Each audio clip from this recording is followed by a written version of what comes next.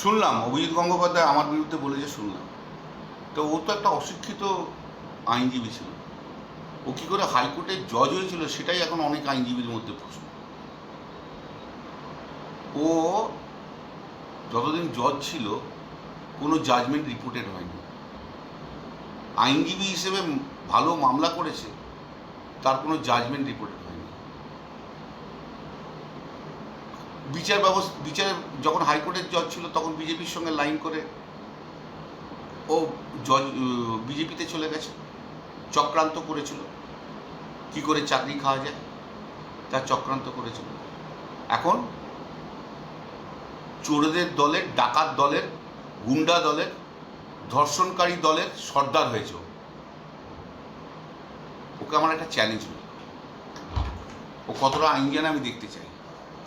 যদি ও সুপ্রিম কোর্টে আইনজীবী হিসেবে মামলা করুক আমার বিরুদ্ধে, দেখি ও কত বড় আইনজীবী। মুখ দিয়ে তো কথা বলতে পারেন না ভালো করে। ওই যখন জজ ছিল ক্ষমতা দেখিয়ে সমস্ত সবাইকে ভয় দেখিয়ে কাটিয়েছে।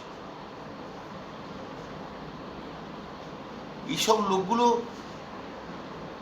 আজকে সাংসদ হওয়ার জন্য কন্টেস্ট করছে। মানুষের রিজেক্ট করা উচিত। ধান্দাবাজ, বিচার ব্যবস্থার কলঙ্ক, গোটা বিচার ব্যবস্থাকে রাজনীতির জন্য নিজে একদম ব্যবহার করা, নিজে যাতে আরও ভালো থাকতে পারি তার জন্য গোটা বিচার ব্যবস্থাকে নষ্ট করে দেওয়া, এরা দেশের কলঙ্ক।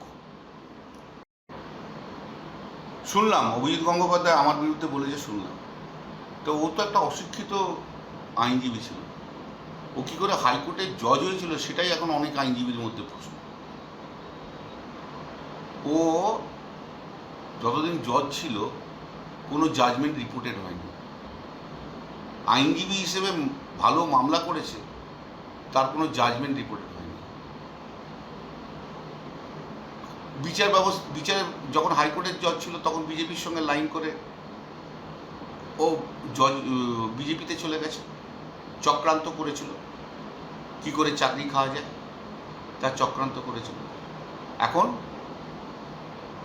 চোরদের দলের, ডাকাত দলের, গুন্ডা দলের, ধর্ষণকারী দলের সর্দার হয়েছে।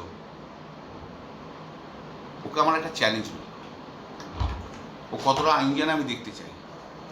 যদি ও সুপ্রিম কোর্টে আইনজীবী হিসেবে মামলা করুক আমার বিরুদ্ধে, দেখি ও কত বড় আইনজীবী। মুখ দিয়ে তো কথা বলতে পারেন না ভালো করে। ওই যখন জজ ছিল ক্ষমতা দেখিয়ে সমস্ত সবাইকে ভয় দেখিয়ে কাটিয়েছে। এইসব লোকগুলো আজকে সাংসদ হওয়ার জন্য কন্টেস্ট করছে। মানুষের রিজেক্ট করা উচিত। ধান্দাবাজ, বিচার ব্যবস্থার কলঙ্ক, গোটা বিচার ব্যবস্থাকে রাজনীতির জন্য নিজে একদম ব্যবহার করা, নিজে যাতে আরও ভালো থাকতে পারি তার জন্য গোটা বিচার ব্যবস্থাকে নষ্ট করে দেওয়া, এরা দেশের কলঙ্ক। শুনলাম অভিজিৎ গঙ্গোপাধ্যায় আমার বিরুদ্ধে বলেছে, শুনলাম। তো ও তো একটা অশিক্ষিত আইনজীবী ছিল। ও কী করে হাইকোর্টের জজ হয়েছিল সেটাই এখন অনেক আইনজীবীর মধ্যে প্রশ্ন। গোটা বিচার ব্যবস্থাকে রাজনীতির জন্য নিজে একদম ব্যবহার করা, নিজে যাতে আরও ভালো থাকতে পারি তার জন্য গোটা বিচার ব্যবস্থাকে নষ্ট করে দেওয়া, এরা দেশের কলঙ্ক। শুনলাম অভিজিৎ গঙ্গোপাধ্যায় আমার বিরুদ্ধে বলেছে, শুনলাম। তো ও তো একটা অশিক্ষিত আইনজীবী ছিল। ও কী করে হাইকোর্টের জজ হয়েছিল সেটাই এখন অনেক আইনজীবীর মধ্যে প্রশ্ন। ও যতদিন জজ ছিল কোনো জাজমেন্ট রিপোর্টেড হয়নি। আইনজীবী হিসেবে ভালো মামলা করেছে, তার কোনো জাজমেন্ট রিপোর্টেড হয়নি। বিচারে যখন হাইকোর্টের জজ ছিল তখন বিজেপির সঙ্গে লাইন করে ও জজ বিজেপিতে চলে গেছে, চক্রান্ত করেছিল কি করে চাকরি খাওয়া যায়, তার চক্রান্ত করেছিল। এখন চোরদের দলের, ডাকাত দলের, গুন্ডা দলের, ধর্ষণকারী দলের সর্দার হয়েছে। ওকে আমার একটা চ্যালেঞ্জ নেই, ও কতটা আইন জানে আমি দেখতে চাই। যদি ও সুপ্রিম কোর্টে আইনজীবী হিসেবে মামলা করুক আমার বিরুদ্ধে, দেখি ও কত বড় আইনজীবী। মুখ দিয়ে তো কথা বলতে পারেন না ভালো করে। ওই যখন জজ ছিল ক্ষমতা দেখিয়ে সমস্ত সবাইকে ভয় দেখিয়ে কাটিয়েছে।